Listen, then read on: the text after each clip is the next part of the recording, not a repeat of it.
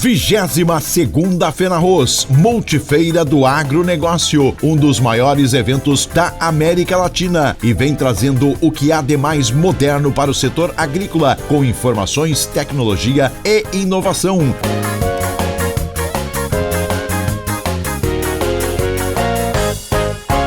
Agradecer novamente, professor, pela sua disponibilidade de vir aqui para nos prestar aí essa aula e esses conhecimentos nesse tema que hoje é tão importante. Bom, uma boa tarde a todos. Dizer para vocês que é uma alegria muito grande estar aqui e uma honra, Pedro, ser convidado. Na verdade, esse ano nós estamos, coincidentemente, trabalhando com pesquisa em milho há 50 anos.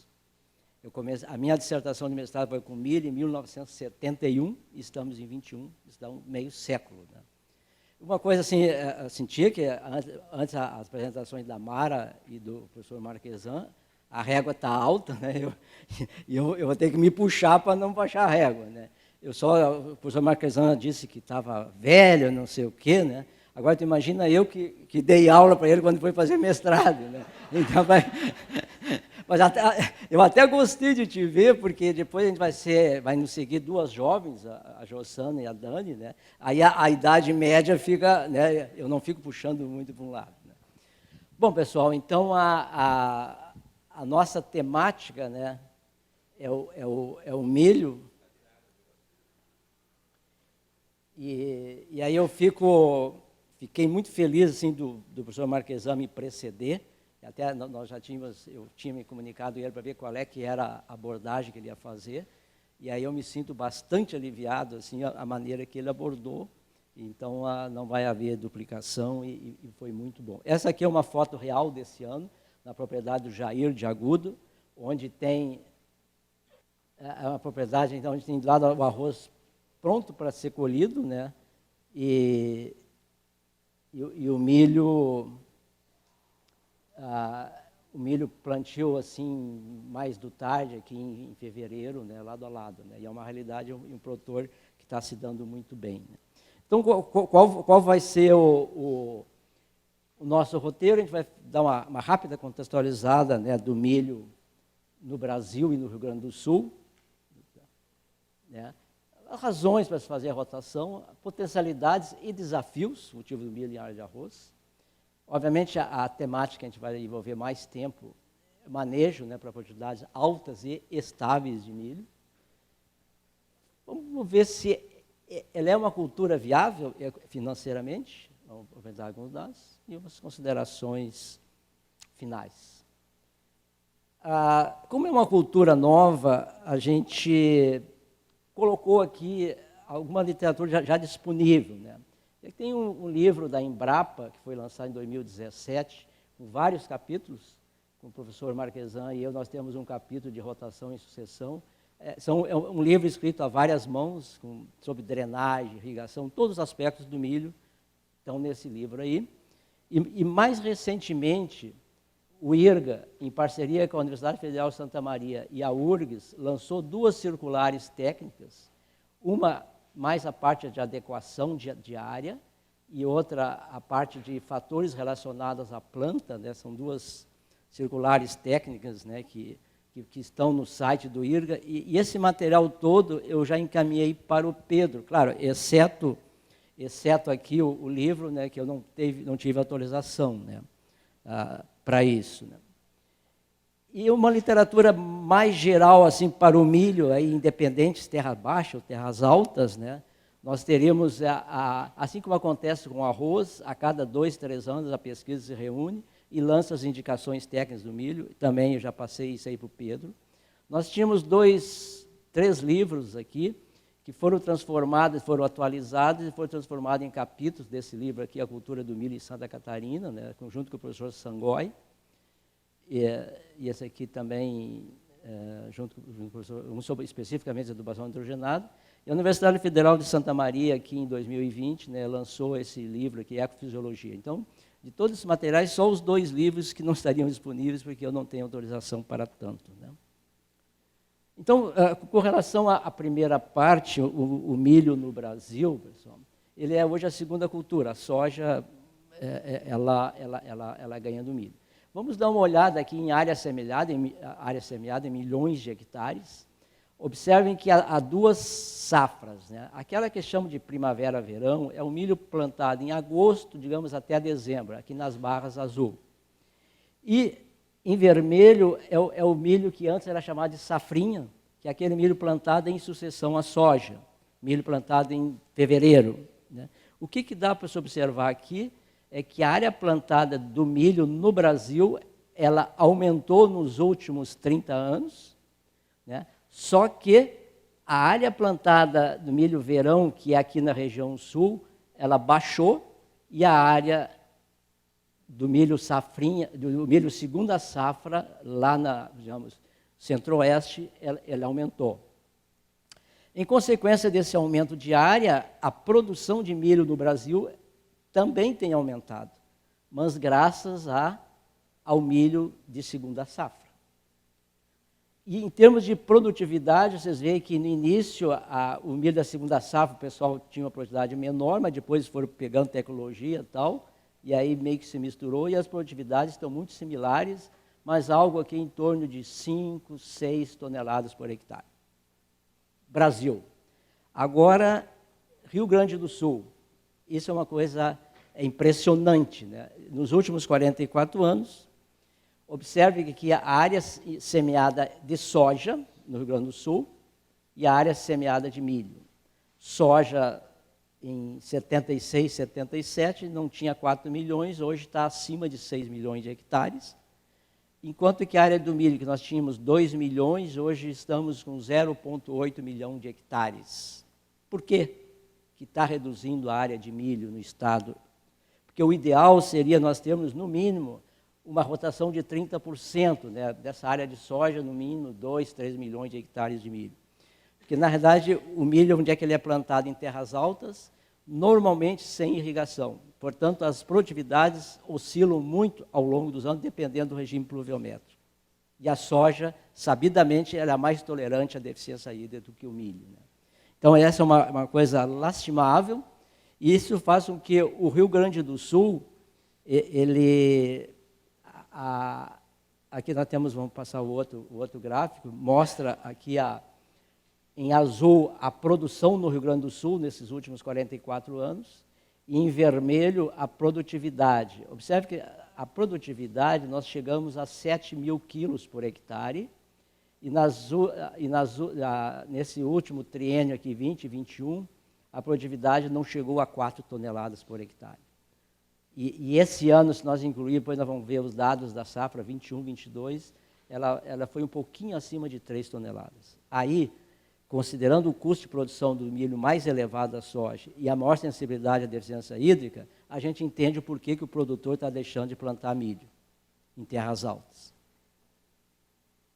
Então, em terras altas, o que acontece? Essa última safra, 21, 22, então nós temos 6,3 milhões de hectares de soja, 0,8 milho para grão, 0,3 milhão para milho para silagem, milho irrigado, algumas coisinhas aí perto de Cruz Alta, tem os clubes dos irrigantes do milho. A produtividade do milho aqui foi nessa safra, 57 sacos, e na outra, 62 sacos. É muito pouco. Não paga custo. A produção, 2,4 milhões de toneladas, eu chutaria que a necessidade hoje de milho no estado é 5, 6 milhões de toneladas. O Rio Grande do Sul está se tornando um grande importador de milho. De onde é que vai vir esse milho? Não sei. Porque, na realidade, vinha muito do Mato Grosso, mas agora no Mato Grosso eles estão fazendo álcool de milho. E a logística de frete está muito caro para trazer esse milho. Então, é um dilema isso aí. Então, o que é possível aqui, como é que estão feitas? Nessas regiões mais quentes do estado, na região noroeste, na região norte, eles semeiam o milho em agosto e depois entram com a soja em sucessão.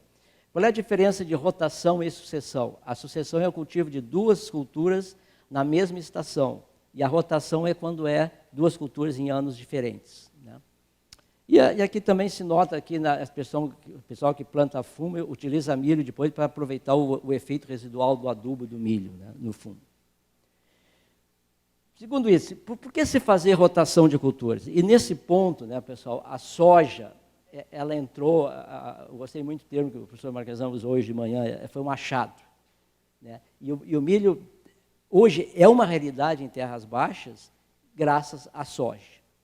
A premissa básica é que a lavoura de arroz continua sendo o carro-chefe. Agora, é uma coisa espetacular, há 13 anos atrás, em 13 anos, a soja cresceu de 11 mil para 398 mil hectares. Isso é 40% hoje da área de arroz, segundo os dados do IRGA. Né?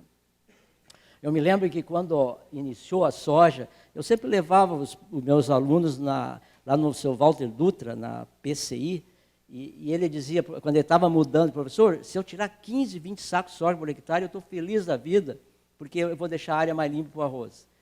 Esse ano, na gira técnica, nós passamos na área dele, 60% da área dele é com soja, e ele está tirando 60 a 70 sacos de soja por hectare.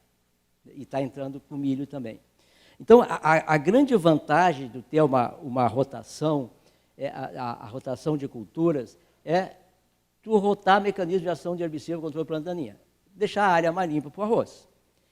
E agora, para mim, o grande ponto, diversificação de fontes de renda, melhor gestão de riscos climáticos e de preços. Né? Aí a Jossana pode ser ruim lá e botar um tempo ruim para o pessoal de arroz, mas aí o cara do milho e da soja tira a diferença. Quebra de ciclo de pragas e doenças. E em consequência, é notório, né, a produtividade do arroz ela é maior depois da soja. Né? Há uma melhor distribuição e uso de máquinas e mão de obra, manejo conservacionista do solo. Né? Esse manejo conservacionista significa que o que seria o ideal, né, com mais sustentabilidade, é o mínimo revolvimento, com rotação e sucessão de culturas, aí entre a soja e milho, alto aporte de resíduos, aí entre plantas de cobertura para a produção de grãos, aí está se falando bastante em trigo esse ano, em função do coisa. A Zevém, o trevo persa tem se mostrado. Quer dizer, isso é tudo em nome de sustentabilidade, né? A maior sustentabilidade. Então, não tem como negar esses benefícios. Né? Então, em função disso, quais seriam as potencialidades do milho? Por que o milho está entrando e vai entrar? Se obtém aqueles benefícios elencados antes para a soja, vale para o milho. Rotação de mecanismo de herbicida, etc, etc.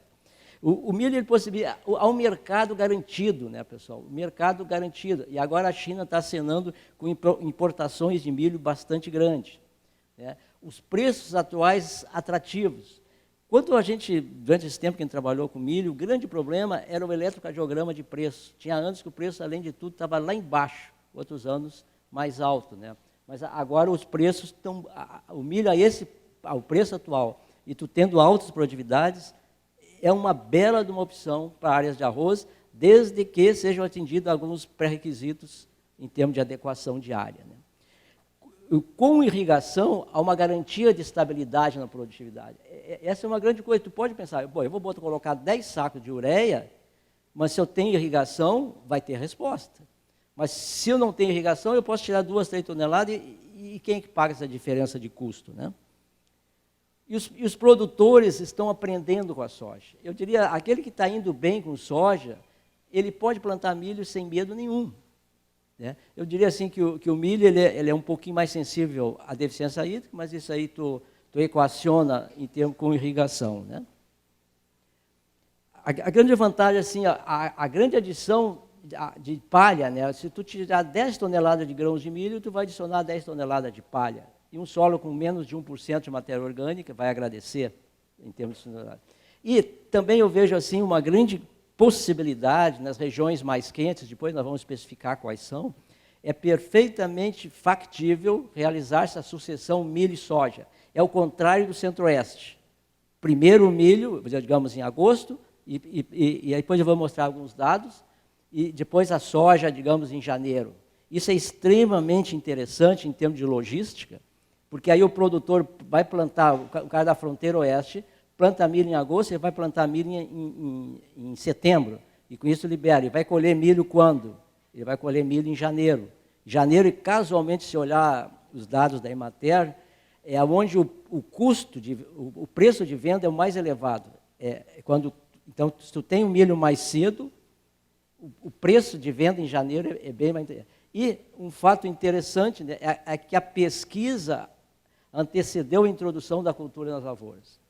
A soja, ela largou e a pesquisa largou atrás. O milho, não. Hoje está aí, tem as duas circulares técnicas, dados dessas 3 instituições então, os 8 anos de pesquisa, eles estão sumarizados nas circulares técnicas. Então, hoje já existem as principais informações de pesquisa de milho, já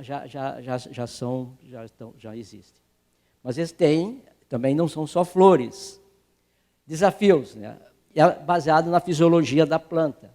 É uma planta muito sensível aos estresses por excesso e deficiência hídrica. Esse é o calcanhar de Aquiles. E o que acontece em áreas roseiras? A drenagem normalmente é deficiente, chove menos, e esses solos apresentam baixa capacidade de retenção de umidade. Quando me apresentei ali, eu me esqueci de dizer para vocês que eu sou pequeno produtor de milho, na margem do rio Taquari. Só que lá, professor Marquesan, o solo é bem profundo e eu não tenho problema. É um dos melhores solos do mundo, né? E eu sou pequeno porque planto área pequena e eu sou pequeno. Então, por 2 razões. Né?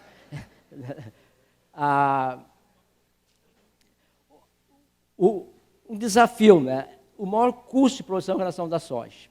O milho, assim, se usar hoje, vai precisar 1,5 saco de semente, um saco de uma semente boa, R$1.000, 1,5 saco, R$1.500. A soja vai gastar R$500, R$600.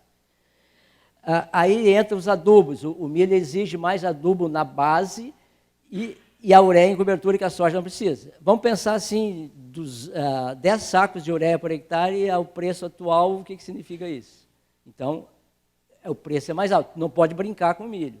Não pode brincar. Um negócio que é também ligar o sinal, né, é o possível efeito residual de herbicidas do arroz, né? Que, nesse ponto, segundo o pessoal de plantas daninhas, o milho é um pouco mais sensível a esse residual do que a soja. Por isso, seria interessante, numa rotação, arroz, soja, depois o milho. E cuidado básico, aquilo que o professor Marquesan falou, o cantinho da inovação, né? Sempre que experimentar numa pequena área, né? Escolher o filezinho assim, para ter menos problemas. Bom, para ser bondoso com o Estado do Rio Grande do Sul, eu resolvi fazer, porque é meio covardia, eu fiz a média das últimas 5 safras, né? Porque as últimas 2 foram 50, 60 sacos. Né? Isso deu 89 sacos por hectare. O recorde de produtividade que eu conheço aqui no estado, é o que tivemos em 2017, 300 sacos. O professor Sangói, lá em Lages, 345. E o Celso, lá no Paraná, 350. E tem o recorde mundial, tem um louco aí nos Estados Unidos, lá em Ames, que tirou a bagatela de 550 sacos por hectare nesses concursos de produtividade. Então, mas vocês veem que tem assim, né, uma lacuna bastante grande e é relativamente fácil, pessoal, nós aumentarmos essa média aqui. Quando eu estiver falando em altas produtividades, lembre-se, fique sempre lembrando que a média é isso aqui. Se a média é 89, tem gente produzindo 30, 40 sacos. Né? Então, essa é uma coisa para se manter em conta. O que nós queremos da vida? O manejo para 5 toneladas? Ou um manejo, assim, eu estou chamando altas produtividades, mais de 10 toneladas, ou seja, 10 toneladas dá 167 sacos. Né? Por que se procura sempre altas produtividades? Com altas produtividades, o custo de passar a semeadora vai ser o mesmo se eu estou tirando 5 ou 10 toneladas. Então, os custos fixos são os mesmos. Com isso, há uma redução do custo de produção por saco. Essa é a grande vantagem. Então, como é que se constrói essas altas produtividades? Né? A produtividade é para o outro lado. Onde é que volta, Pedro? Agora já me perdi aqui. Está aqui. Está aqui mesmo. Então, a produtividade depende do híbrido, depois nós vamos falar especificamente de cada um dos fatores, condições de ambiente e do manejo, né? Eu coloquei aqui em vermelho o que seria mais problemático em área de arroz, que é o pré-requisito, adequação da área, que implica em várias ações, nós vamos ver em seguida, e a disponibilidade hídrica, seja por excesso ou por limitação. Esses são os pontos que diferenciam o milho de terras altas, né? E o manejo aqui, a semeadura, a gente vai falar assim especificamente depois. Então, dentro do manejo, primeiro fator, eu fico bem tranquilo, porque o professor Marquesan já deu uma boa pegada nisso aí, né? Então, fica bem. Adequação de área. Começar onde? As áreas com menores riscos. Por exemplo, eu lá na beira do Taquari, o ideal para mim seria plantar em agosto, e eu planto soja depois tranquilamente. Por que eu não planto em agosto? Das enchentes, em setembro. Aí eu perco, qual é o meu prejuízo? Eu perco semente, perco adubo, e perco, né? Então eu tenho que esperar. Então essas áreas sujeitas a enchente, então pegar as áreas mais altas, né, com menos riscos de excesso hídrico, né? Fazer a macrodrenagem, a suavização, que é a eliminação de coroas e lagoas, né? Drenagem, irrigação, pontos chaves, a parte de descompactação de solo, um basicão aí, que a soja é obrigatório para a soja e para o milho também, o milho não tolera alumínio, ele é bastante sensível.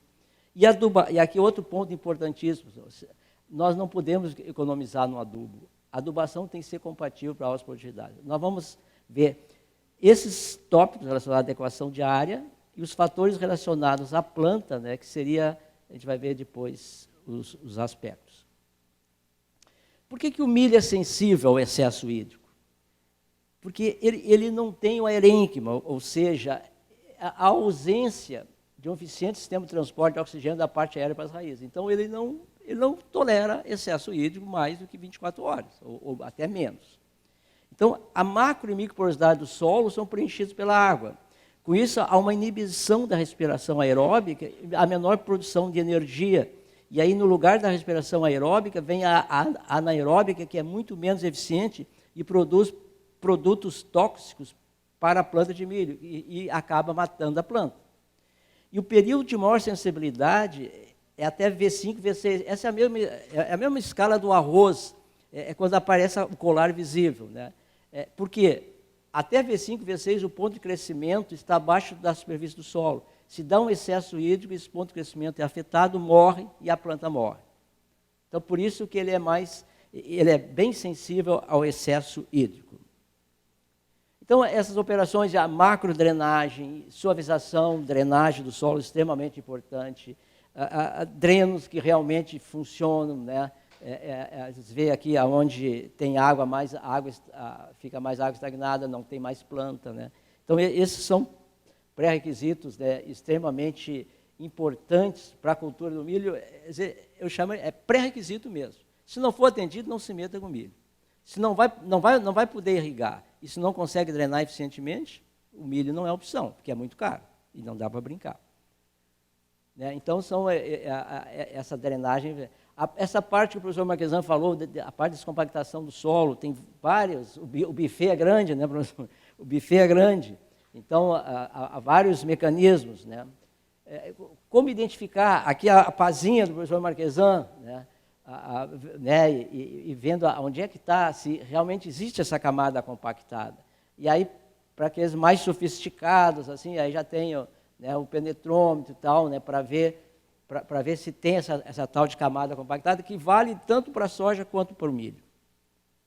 E como, assim, essa camada, assim, o que se tem como referência? Quando essa resistência mecânica está maior do que 2.000 kPa, esse seria, bom, então precisa fazer a descompactação, né? Fazer mais de 2.000 kPa. E aqui tem um trabalho do professor Marquesan, aqui na abertura da colheita do arroz, agora aqui em Pelotas, né? Onde ele tinha o milho em mico camalhão, né? Sem escarificação e com escarificação. Aqui a produtividade obtida, uma diferença de 13%, aqui deu 226 sacos e 196 sacos, em função de com e sem escarificação.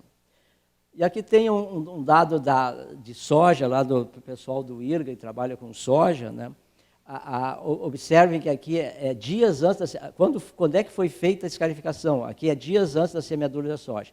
Aqui, digamos, 0 é quando foi plantada a soja, 100 dias antes e assim por diante. Observe que a produtividade de grãos de soja, que não é milho, eu não me enganei, ela diminui à medida que a escarificação foi sendo feita há mais tempo. E uma coisa interessante também que aqui essa em azul é com cobertura de solo, no caso com a Zevem, e aqui em vermelho sem a Zevem. E a produtividade, então, como a cobertura do solo ajudou aqui a aumentar a produtividade de soja. E a irrigação, né, como fator de estabilidade da produtividade do milho. Aqui é uma foto lá do Cleiton, de Uruguaiana, né, esse ano, onde simplesmente no ensaios de milho que não foi irrigado, ele não colheu 0 de produtividade, em condições experimentais. Né, e por que o milho é sensível à deficiência hídrica? Só uma curiosidade, quem é que planta milho aqui? Você podia, por favor, levantar a mão? Quem tem alguma experiência com milho? É pouco, né? Pouco, né? O que acontece, pessoal? O milho, pelo tamanho da planta, o sistema radicular do milho, ele se situa nos 20, 30 centímetros. Enquanto isso, a planta tem mais de 2 metros de altura. Então, o sistema radicular, ele é pequeno para exigências aqui de evapotranspiração da planta. Esse é o primeiro ponto. O milho, ele, diferentemente do arroz, ele tem 2 estruturas florais. A primeira que surge é o pendão, é a estrutura masculina, e depois, aqui no ramo lateral da planta, surge a espiga. E essas 2 estruturas, elas competem entre si por água e nutrientes. Só para ter uma ideia, nos milhos antigos, o pendão tinha quase 1 metro de altura. E o pessoal, via melhoramento, reduziram esse pendão para assim 20, 30 centímetros de comprimento para competir menos com a espiga. Então, esse é outro ponto. Um outro ponto importante é que o período de liberação do grão de pólen, aqui das anteras do pendão, que é uma panícula, né, ele é curto e é bem definido. A planta larga o pendão e 5 a 8 dias depois já não tem mais pólen. E, além disso, o período de viabilidade do pólen ele é relativamente curto, 12 a 18 horas. O que acontece quando dá uma seca? A planta larga normalmente o pendão, só que ela segura a espiga, ela simplesmente não larga a espiga. E se der uma seca de 6, 8 dias, o que vai acontecer? O grão de pólen já não vai estar viável, e se chover nesse período, os estigmas aqui na pontinha de cada cabelinho desse aqui, eles não vai ter pólen para causar a fecundação. Por isso que é um problema sério. Diferentemente da soja, por que a soja ela é menos sensível que o milho? A soja tem camadas de florescimento. Se a seca pega na primeira camada, ela tem uma segunda para se recuperar. E o milho não, se pegou ali, deu. E aí a consequência aqui uma espiga onde não houve deficiência hídrica, e observe aqui uma espiga em que ocorreu deficiência hídrica justamente nesse período de pendoamento e espigamento. Praticamente não houve polinização por falta de pólen, né? Porque normalmente a espiga, os cabelinhos aqui, digamos, o estilo e estigma, eles surgem 2 a 3 dias depois do pendoamento. A planta pendou, vamos supor que não haja condição de deficiência hídrica, né? Aí surge isso aqui, mas se houver deficiência hídrica, isso aqui vai surgir só depois que chover ou tu irrigar. Então, por isso que é bastante crítico isso aí, e não dá para bobear. E o que acontece? Se nós examinarmos aqui a distribuição anual da precipitação no Rio Grande do Sul, a metade norte, onde está o milho hoje, é onde mais chove. O acumulado do ano é 2.000 metros cúbicos, e na metade sul, aqui 1.800, 1.600, é onde chove menos. E o solo o solo hidromórfico são solos assim com menor capacidade de retenção d'água. Então, são 2 aspectos importantes, né? E por que hoje meu olho brilha quando eu vejo falar em milho em área de arroz? Onde é que está o potencial para irrigação? É na Zona Sul. Rios, lagoas, né, e barragens. Né? Então, e aqui tem um dado extremamente importante, né, pessoal? O milho, quando é que ele precisa mais de água? Aí depende, assim, aqui a evapotranspiração aqui durante o período e aqui durante o dia. Né? Observe que nesse período que vai aqui de 2 a 3 semanas, 2 a 3 semanas antes e após o espigamento, em média, a planta precisa de 6 milímetros por dia para atender a necessidade de evapotranspiração. Quer dizer, uma chuvinha de 20 milímetros dá para 3 dias. Tá? Quem tiver pivô, só para ter a ideia do quanto isso representa. Então, esse é um período extremamente crítico, esse período, se a pessoa tiver pouca água, segura essa água para colocar no milho, digamos, de 20 dias antes a 20 dias depois do espigamento, é onde vai ter o maior retorno. Né? Aqui houve um ano lá, 2011, 12, foi um ano tipicamente de laninha, né, Jossana? As produtividades do milho, né, irrigado sempre que necessário por aspersor e sob condições naturais de precipitação. Vejam que, olha o efeito aqui de 281 sacos, baixou para 107, e nesse segundo ano, que foi o pico, né, de 247 sacos por hectare para 25 sacos. É covardia.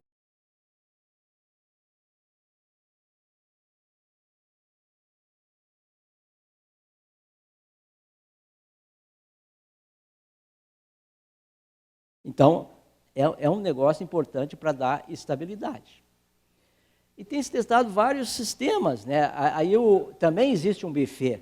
Né? A gente, nessa gira, a gente viu vários, o pessoal está comprando muito esses carretéis, tem o sistema de pivô, o pessoal lá no Uruguaiano está usando, o sistema sulco-camalhão, né? Assim, o sistema sulco-camalhão, né? Onde a água entra aqui né, assim, por esses canos, aqui está o canal principal, né, aqui com 2 linhas de milho por camalhão.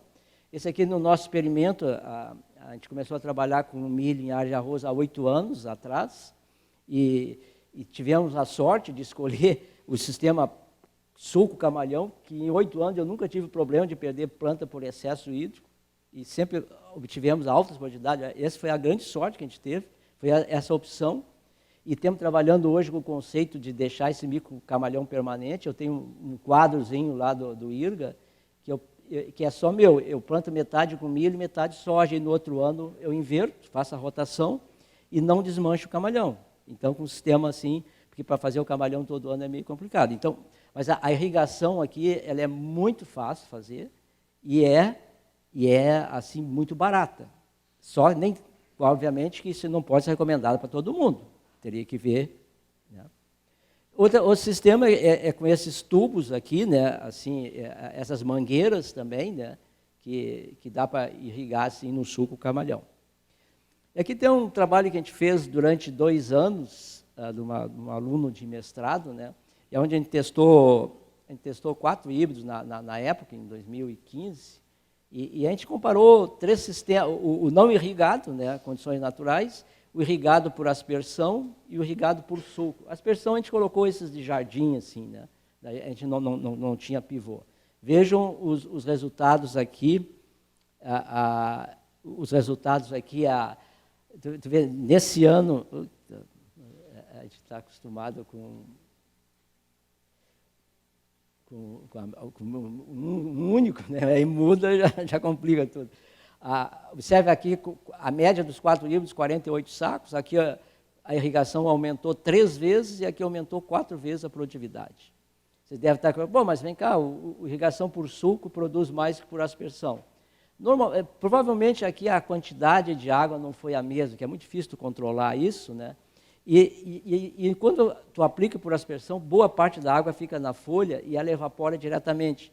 E quando ela é servida pelo sulco, ela entra direto na veia e as perdas são muito menores. Né? Então, é um sistema bem interessante. Um outro tópico, a parte de calagem e adubação. Aqui parece que são espécies diferentes, mas eu garanto para vocês que aqui é milho com deficiência de nitrogênio severo e milho com nitrogênio. É uma das culturas que mais responde a nitrogênio, o milho. Se quiser fazer economia, não vai fazer economia em ureia, não tem jeito. E aquela básica, assim, a recomendação de calagem, né? A indicação para calagem para pH 6, ele é muito sensível para de alumínio, similar à soja, e a ocorrência, sempre que o pH for menor que 5,5, há que se fazer calagem. A recomendaçãozinha básica para a soja. Agora, aqui que vocês têm que ficar sentado, né, porque é uma quantidade relativamente grande. Dependendo do resultado da análise de solo, as recomendações aqui de adubação de fósforo e potássio na semeadura, se enquadrar aqui como muito baixo, baixo, médio, alto e muito alto, aqui fez para a produtividade aqui de 100 sacos e para 200 sacos. 100 sacos daria 6.000 quilos. Aqui, na realidade, para cada tonelada a mais, se recomenda 15 de P2O5 e 10 de K2O por hectare. Então, a gente fez esse cálculo. De fósforo precisaria, se tiver no nível muito baixo, 230 de P2O5, é fósforo, 130 de potássio. E aí, então, essa é a adubação e não tem como prescindir disso aí. Né? Se tu quer plantar milho, tu tem que adubar conforme tu quer a produtividade. Com relação a nitrogênio, também, dependendo do teor de matéria orgânica, solos com menos de 2,5% de matéria orgânica, para a produtividade de 200 sacos por hectare, é 250 kg de N. Multiplica por 2,2, isso dá ureia. 600 kg de ureia dá 12 sacos por hectare. Tá? Então, claro, isso aí tem umas variantezinhas. Se o milho vem depois, por exemplo, do trevo persa, dá para reduzir uns 50 quilos. Né? Então, tem umas coisas. E aqui um ensaio que a gente fez durante 2 anos, ali na estação do IRGA, que é a resposta a nitrogênio, a produtividade aqui em toneladas por hectare, de 0 a 400 kg de N, não é ureia, tá, pessoal? N. Observe que com 0 de N a produtividade foi em torno de 2, 3 toneladas por hectare, dependendo do ano. E como ela subiu aqui, ó, até as doses de 325 kg de N por hectare, houve resposta a nitrogênio. Né? Então, vocês veem que essa resposta é bastante grande. Claro que a gente está consciente, né, que a ureia é caro, impacta muito no custo de produção. Então, a gente trabalhou também algumas estratégias para aumentar a eficiência do nitrogênio e diminuir custos. Né? Então, para vocês pensarem nesse ensaio que a gente fez lá em Cachoeirinha, solo com 1,1 matéria orgânica, aplicamos 200 kg por hectare de N. Comparando o parcelamento, sem parcelamento, apliquei os 200 de N numa tacada só em V4, e comparado com 2 vezes, 1/3 em V13 e 2/3 em V10, aqui a gente ganhou praticamente 20 sacos por hectare. E a outra forma também foi comparar a ureia comum contra a ureia com inibidor da urease, que tem no mercado aqui produtos já, né?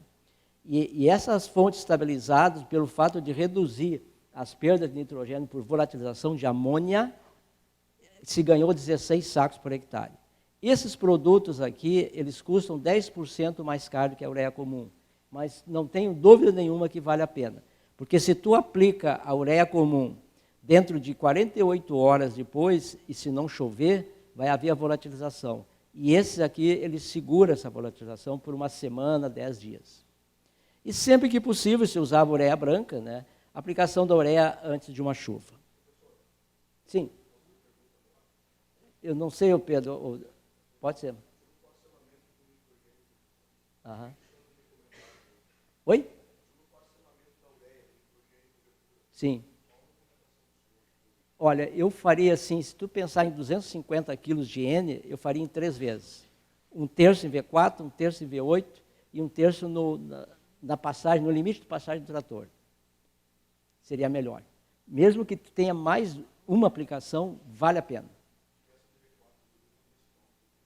Depende do que tu colocasse na semeadura. Na semeadura, se tu colocar 30, 40 de N, ela segura até V4. Mas, na verdade, eu não me fixaria muito no estádio, e sim na probabilidade de ocorrer de chuva. Aí tem que fazer um pacto com a Jossana e perguntar para ela se chove ou não chove. Por exemplo, a planta está em V2 e está ameaçando uma chuva, eu aplicaria ureia para ser incorporada, porque aí tu minimiza as perdas. Entende? O estádio, ele não é assim que tem que ser exatamente no V4. É uma bela pergunta que sempre aparece e eu não tenho a resposta. Mas normalmente, houve uns anos atrás, teve umas ideias malucas no Paraná, de aplicar toda a ureia na aveia antes de plantar o milho, que depois não precisaria aplicar ureia no milho. Eu fiz um experimento, 2 anos, botei um aluno lá fazer, e na realidade não deu, a aplicação parcelada deu 30%, 40% a mais. Porque na realidade o milho precisa de muito nitrogênio. E esse, dependendo da disponibilização da ureia antes, ou se tu botar tudo no início, tu pode perder o nitrogênio por lixiviação. Entende? Então, eu não abriria a mão do parcelamento de maneira nenhuma. Então, essa primeira parte da adequação que o professor Marquesan me aliviou bastante, né? Não precisei entrar muito na parte de drenagem e tal. Agora, os fatores relacionados à planta. Aí tocaria... Pedro, como é que estamos no tempo? Mais 1 hora? Não, está frouxo na parada. Vai se preparando, Dani. A parte de exigências climáticas, época de semeadura, adaptação de híbridos, arranjo e integração de práticas de manejo e depois vamos à parte do dinheiro, né? A época de semeadura, eu vou botar porque essa foto, eu me orgulho, foi eu que tirei, por incrível que pareça, a minha tecnologia de maquininha aquela ainda, e eu gosto e mostro porque ela mostra o milho pendoado, o milho mais novo, época de semeadura, né? Aí até um cego vê que é época de semeadura. Quais são as condições meteorológicas ideais para o milho, né? Temperatura do ar, o ideal dia, temperatura de entre 25 a 30, não dias muito quentes. Importantíssima a temperatura de noite amena, 15, 18 graus. Por quê? Porque a planta de noite respira. Quanto maior a temperatura, maior a respiração. Ele vai gastar mais fotoassimilados na respiração, ao invés de direcionar aquilo para a produção de grãos. Então, por isso que a produtividade do milho em regiões com maior altitude, 600, 700 metros, é sempre maior por causa da amplitude térmica maior. E, igualzinho ao arroz, ele gosta de alta radiação na primavera, verão, quando ele está com máxima área foliar. Quando é que o milho está com máxima área foliar? Quando ele está pendoando, espigando. Então, nós temos que ver uma época de semeadura, tal que esse período coincida com os meses de novembro, dezembro, janeiro. Então, aqui um dado que teve lá em 2001, que eu jamais imaginava que ia usar isso no resto da minha vida, talvez eu ia deixar para o meu epitáfio, né? Mas é uma coisa interessante. A gente comparou 3 épocas de semeadura, agosto, outubro e janeiro, 3 ciclos diferentes. E aqui em verde o período vegetativo, que no milho ele vai da emergência até pendoamento, diferentemente do arroz. O arroz vai até R0, mas aí a inflorescência ainda não está visível, mas essa é uma questão da escala, né? Da escala. E em branco, a duração do período pendoamento, espigamento, em amarelo, a formação e enchimento de grãos. Vamos comparar o mesmo híbrido em 2 épocas. Aqui eu antecipei 40 dias, né? 22 de agosto, com mais 9, com 31 dá 40 dias. Observe que o período vegetativo aqui foi 86 dias, e aqui foi 53 dias. Então, dá uma diferença de 33 dias.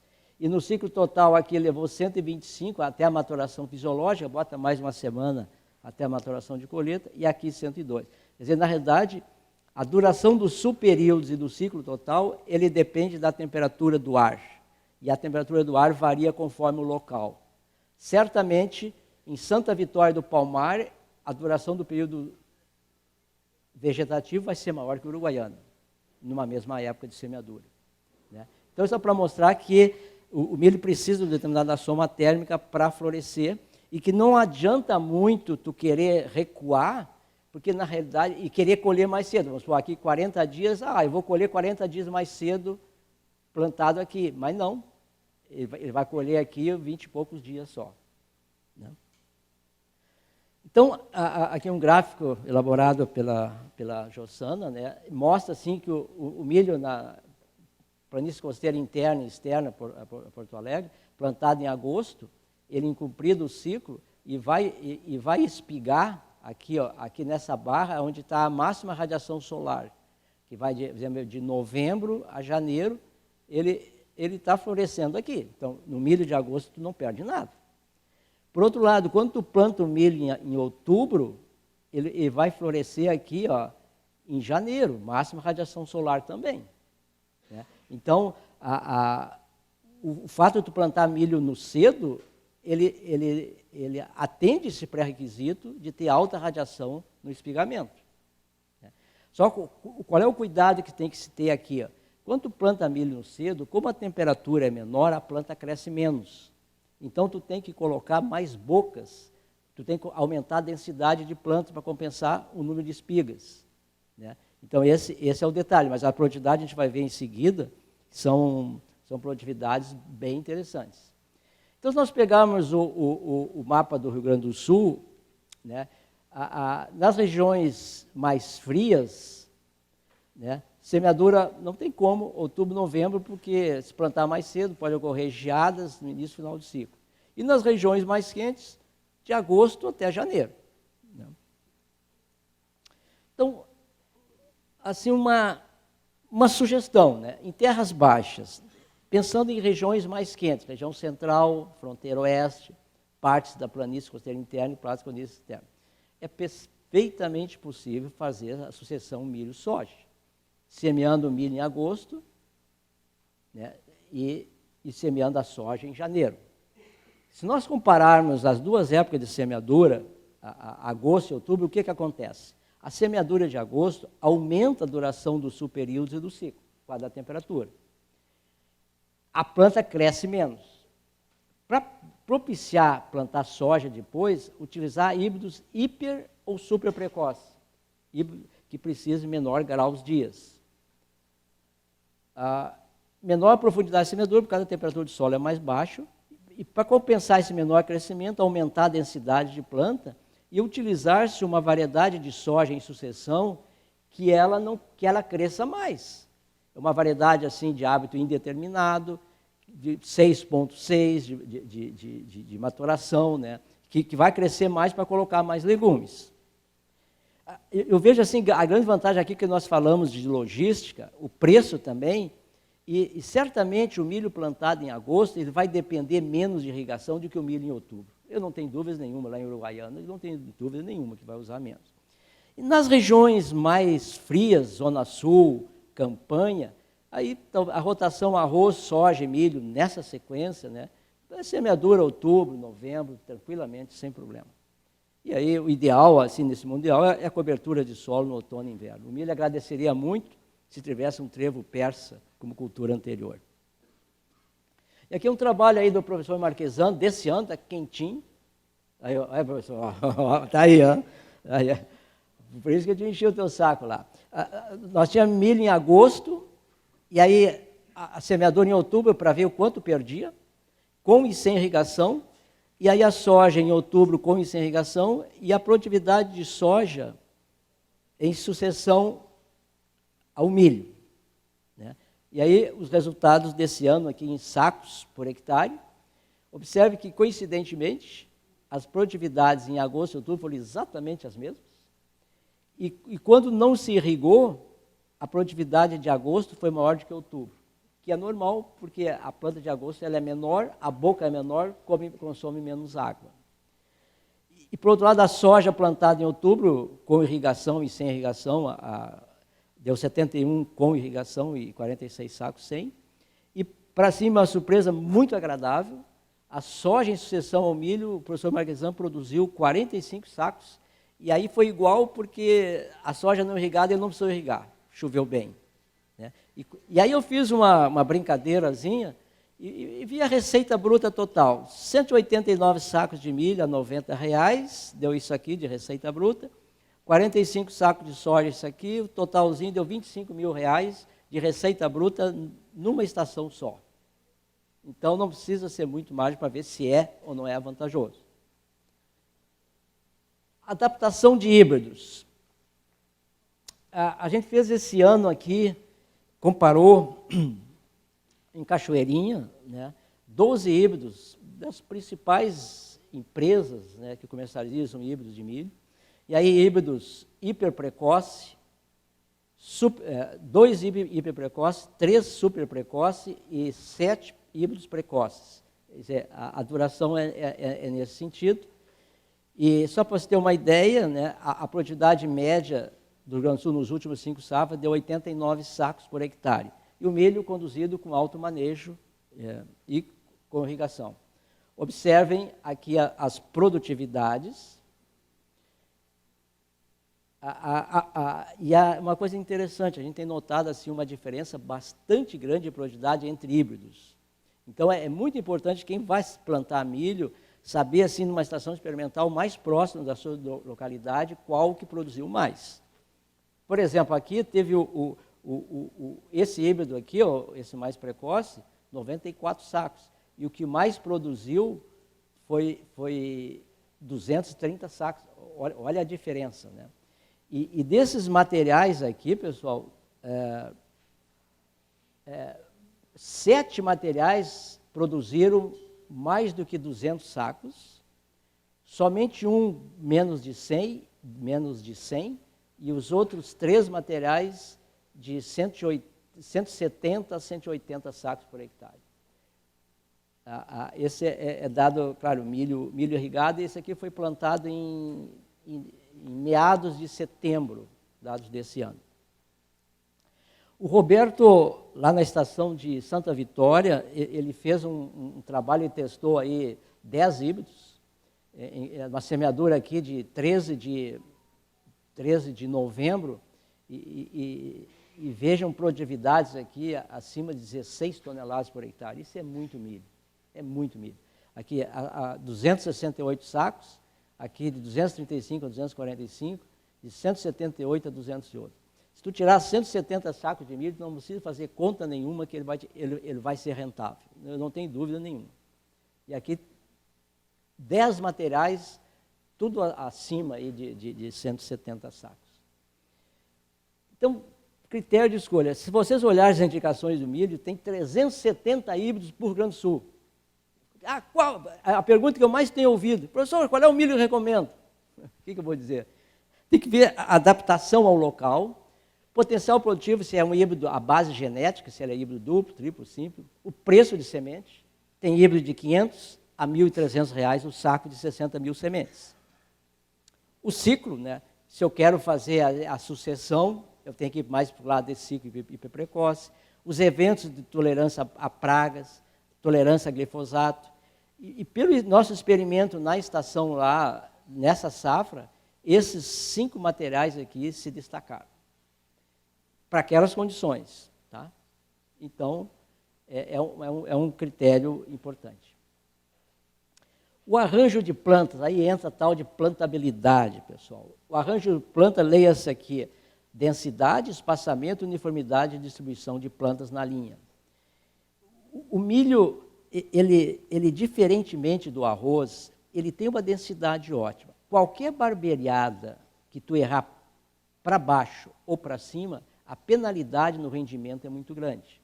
Diferentemente das culturas que perfilham, o arroz, os cereais de estação fria, em que essa densidade ótima ela é maior. E a soja, por que a soja ela tolera bem isso aí? Porque a soja ramifica. Tu planta a soja, a densidade é baixa, ela ramifica mais. E o milho não tem essa capacidade. Por isso que tu tem que acertar esse pontinho aqui, que depende de vários fatores. O suprimento de nutrientes, água, até de época de semeadura. Observe aqui um trabalhinho que a gente fez lá em Eldorado do Sul, a produtividade do milho semeadura em agosto, a densidade de plantas aqui é 55 a 110 mil plantas por hectare, 2 híbridos. Observe que para esse híbrido aqui, ó, mesmo com 110 mil plantas, continua a aumentar a produtividade com 16 toneladas em agosto. Por isso que eu não tenho medo nenhum de dizer vou plantar em agosto. E nesse segundo híbrido aqui, nesse segundo híbrido aqui, a densidade ótima foi de 9 plantas por metro quadrado. Então, dá para aumentar a densidade tranquilamente. O outro fator, espaçamento entre linhas, né? O ideal é esse espaçamento aqui mais estreito, porque com isso fecha mais rapidamente a linha, menos problema de planta daninha. Que quanto mais a mesma densidade, tu usar um espaçamento maior, vai custar mais para fechar. Se entra a luz, a planta daninha vem. Então, há uma série de vantagens de usar o espaçamento reduzido, né? Que é a cobertura antecipada e o maior controle de plantas daninhas, né? E aí tem outras vantagens, e normalmente os ganhos na produtividade de grãos de milho, de 10 a 18 sacos por hectare, quando eu comparo 0,4 com 0,8 metros. Então, preferência aí. Agora, a parte talvez mais difícil, que o professor Marquesan falou, que eu assino embaixo, é como plantar bem o milho. É a plantabilidade. Tu tem um milho aqui que as plantas estão igualmente espaçadas na linha, se vocês compararem aqui com uma semeadora que largou assim com falhas e plantas duplas aqui, quer dizer, aqui que vai acontecer, ó, alguma dessa planta vai ser dominada e vai se tornar uma planta daninha.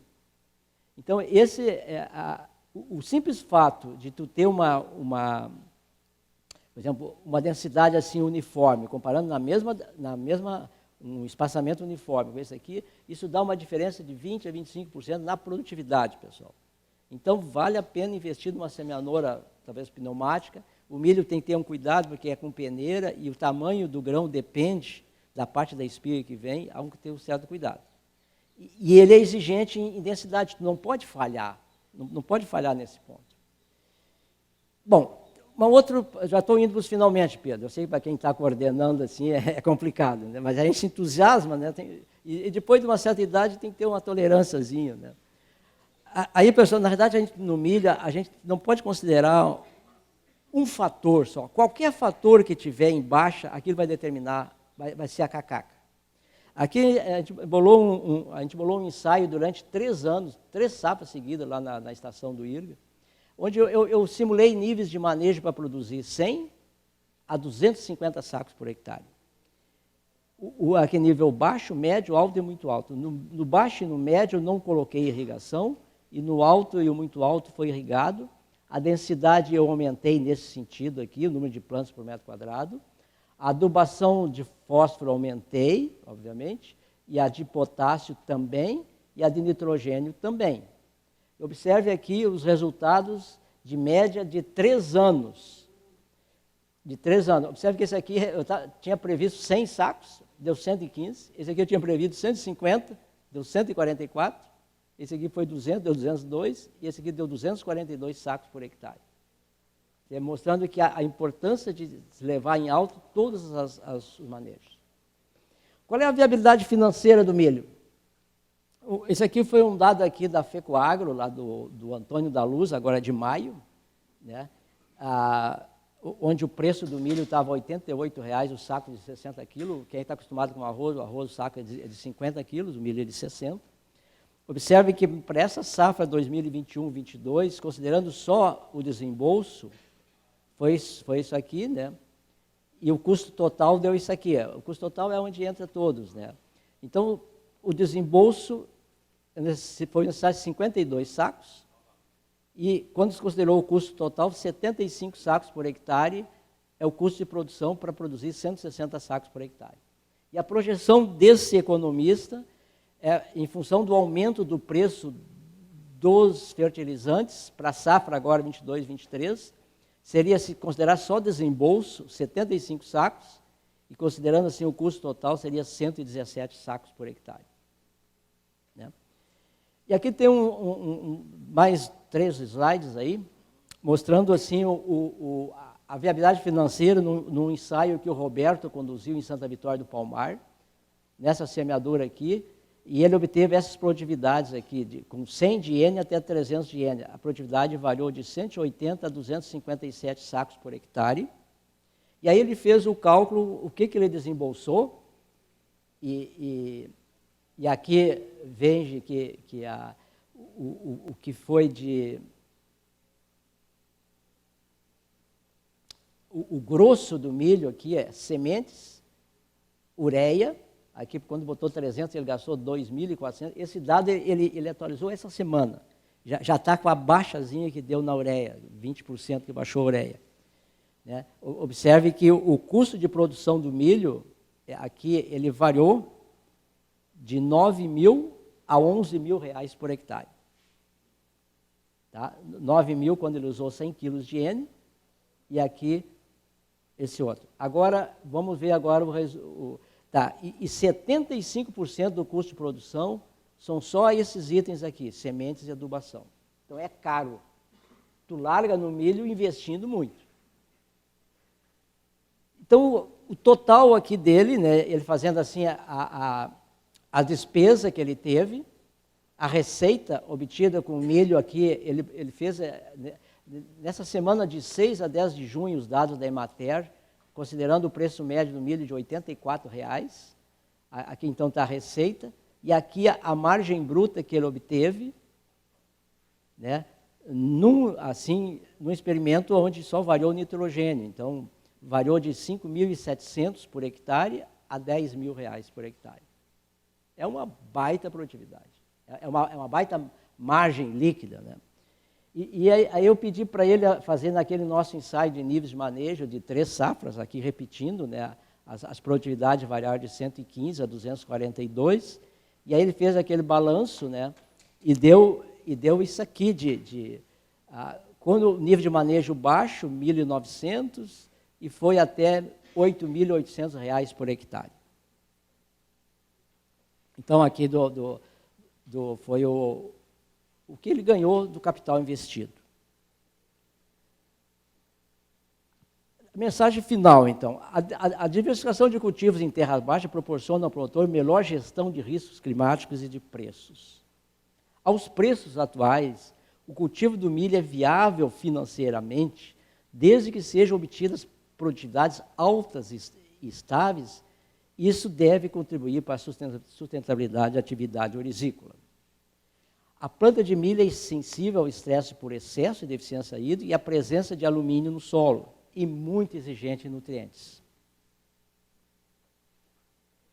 Para se atingir altas produtividades de milho em terras baixas, a adequação da área é um pré-requisito. Ela compreende ações de drenagem, descompactação, correção e adubação compatível para altas produtividades e irrigação complementar. A época de semeadura ideal é que proporciona a maior radiação quando a planta está com sua máxima área foliar, ao redor do pendoamento, espigamento. Sob condições de alto manejo, deve-se utilizar híbridos adaptados à região, altas densidades de planta, 80 a 90 mil plantas por hectare, espaçamento entre linhas reduzidas e uniformidade de distribuição de plantas na linha.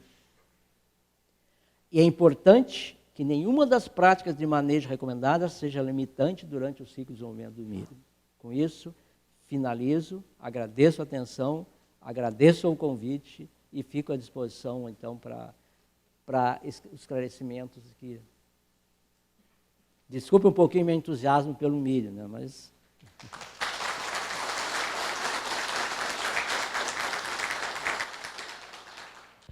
Alguma pergunta, pessoal? Só enquanto não surge pergunta, vou dizer que, na verdade, o IRGA, ele proporcionou, faz uns 15, 20 dias atrás, um treinamento sobre milho irrigado em terras baixas para todos os extensionistas e parte dos pesquisadores, né? Então, na realidade, está se vendo assim que vai ter demanda. Pois não?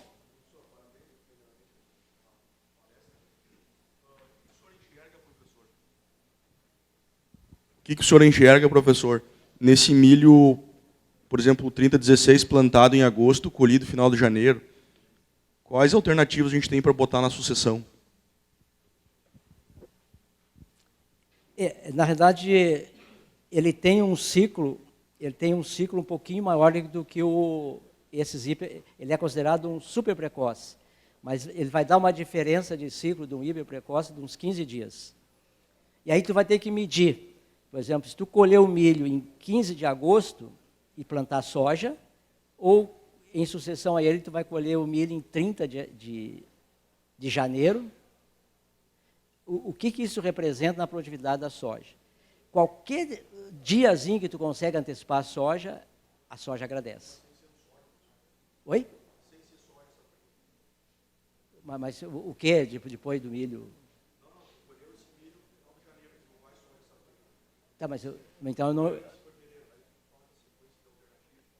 Ah, de alternativa? Aí entra cobertura de solo ou pastagem. Tranquilamente. Oi? Planta de verão, onde é um gapzinho que está faltando, né? Planta de verão. Mas esse é um híbrido que está na Zona Sul, está bombando, né? Realmente está... Mas é muito dependente de região. Por exemplo, lá nesse ensaio, ele não foi o que estava no top. Foi não? Tem híbridos, você falou ali de 80, 90 até 110 mil plantas, mas tem híbridos que a gente tem que tomar um cuidado que não comportam essa população. Nesse meu ensaio, assim, porque é muito difícil tu determinar para cada híbrido qual a densidade a ser colocada. Entende? Isso é impossível tu fazer isso. Então, na realidade, nós nivelamos no nosso ensaio de híbridos 80 mil plantas por hectare. E era 80 mil porque a gente plantava com saraquá, nascia 3 plantas, desbastava, deixava uma só. Entende? Mas eu, em agosto, independentemente de híbridos, se eu tiver alto manejo, eu botaria 90 mil sementes sem medo de ser feliz. Em outubro, eu já diria talvez 80 mil plantas por aí.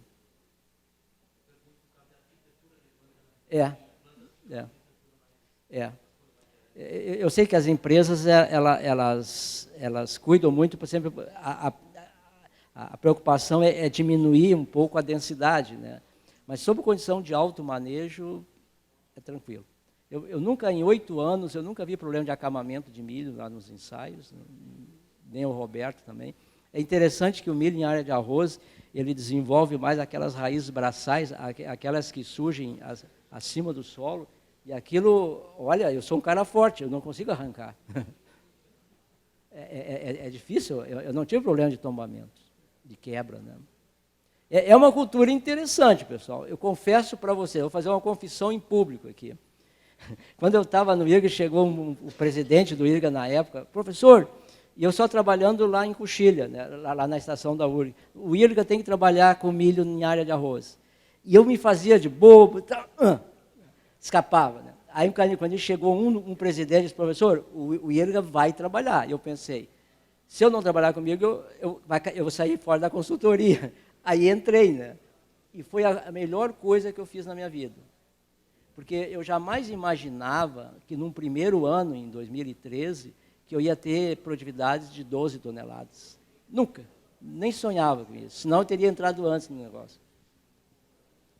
Tem um produtor aqui em Agudo que tirou mais de 260 sacos por hectare de milho esse ano. Então, em área de arroz. Professor, parabéns pela palestra, muito boa.